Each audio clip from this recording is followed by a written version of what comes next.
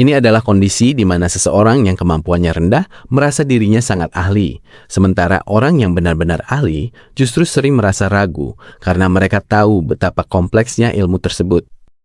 Contohnya, seseorang yang baru belajar psikologi selama 2 jam merasa sudah bisa mendiagnosis gangguan mental orang lain, sementara profesor psikologi merasa masih banyak yang belum ia tahu. Hal ini disebabkan karena untuk menyadari bahwa kita tidak kompeten, kita butuh kompetensi atau keahlian itu sendiri.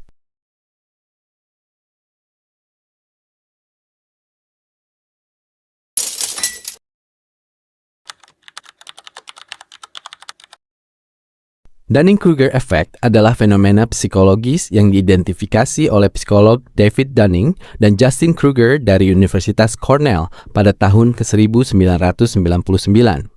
Fenomena ini menjelaskan tentang bias kognitif di mana seseorang yang kompetensinya rendah tidak memiliki keterampilan metakognitif yang diperlukan untuk mengenali ketidakmampuan mereka sendiri.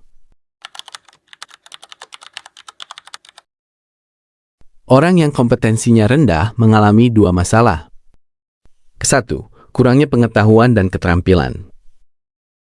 Mereka tidak memiliki pengetahuan yang cukup untuk melakukan tugas dengan baik. Kedua, kurangnya metakognisi. Karena kurangnya pengetahuan tersebut, mereka tidak memiliki kemampuan untuk menilai kinerja mereka sendiri secara akurat. Mereka tidak tahu apa yang mereka tidak tahu. Sebaliknya, orang-orang dengan kompetensi tinggi seringkali meremehkan kompetensi mereka sendiri. Hal ini terjadi karena mereka menganggap bahwa tugas-tugas yang mudah bagi mereka juga mudah bagi orang lain. Mereka memiliki pengetahuan yang cukup untuk menyadari betapa banyaknya hal yang belum mereka ketahui.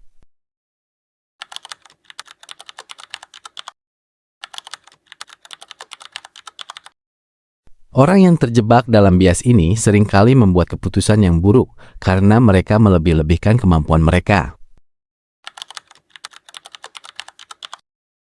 Hal ini disebabkan karena mereka merasa sudah ahli. Mereka mungkin tidak termotivasi untuk belajar lebih banyak atau menerima umpan balik yang konstruktif.